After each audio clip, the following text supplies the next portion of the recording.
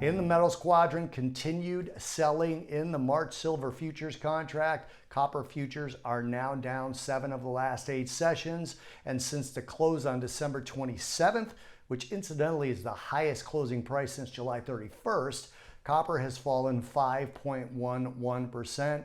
Probably a little bit too early to talk about the weekly results and have them matter, but copper is working on its 3rd week lower, and that would also be the 4th week in the last 6, where copper finished the week lower than the previous week's closing price. On the high today, 3 spot 84.05, that was up 0.8%.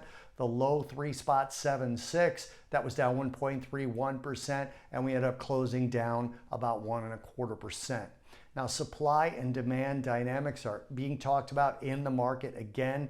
K92 Mining Incorporated, a large Canadian miner, reported record copper volumes along with a bunch of other industrial and precious metals that they mine for.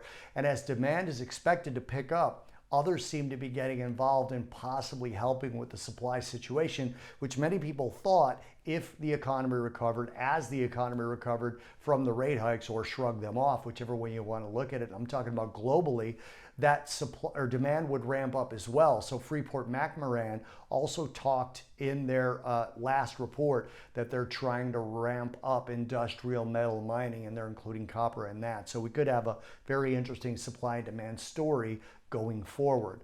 Also, the dollar rally today, higher dollar inverse correlation to industrial metals, and the dollar had its best day since January 2nd as U.S. yields drifted higher. We were looking at the end of the day and the 2-year and the 30-year being up 1%.